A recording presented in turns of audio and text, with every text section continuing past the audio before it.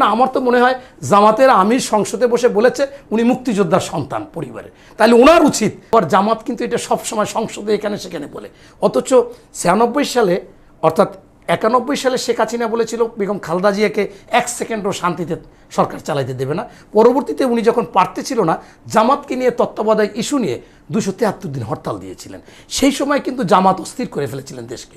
তখন কিন্তু বেগম খালেদা জিয়া এটাও বলেছিলেন যে জামাত হচ্ছে মুনাফেক, জামাতকে আমি সব জায়গায় বলেছি তাদেরকে আনো, তাদেরকে নৌকা ঠেকাও। সেইখানে আমার আসনে বাগেরহাট 4 আসনে 4 গুণ ভোট আমাদের, ওনাদের 1 গুণ, ওনারা বসবে না।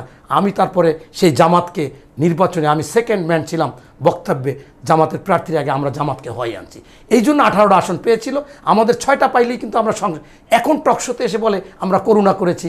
এটা মূলত আমরা তাদেরকে জয়লাভ করেছি, তারা কৃতজ্ঞতা স্বীকার করে আমাদের সমর্থন দিয়েছিল। পরবর্তীতে শেখ হাসিনার সাথে সমঝোতা করে বা বাংলাদেশে তাদের আওয়ামী লীগ একটু এন্টি ছিল, তাদের সাথে সেই তাদের যুদ্ধ অপরাধী বলেন বা স্বাধীনতা বিরোধী বলেন বা তাদের অপকর্ম বলেন, সেইগুলোকে রুখতে গিয়ে তারা কিন্তু শেখ হাসিনার সাথে আবার চলে গিয়ে তখন কিন্তু বেগম খালেদা জিয়া বলছিল জামাত মুনাফেক, জামাত বেঈমান। সেই কথাটা তো বলে না।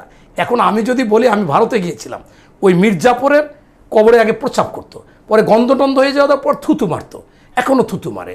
এখন শুনলাম 15তম বংশধরদেরকে এখন ভোট অধিকার দিবে না।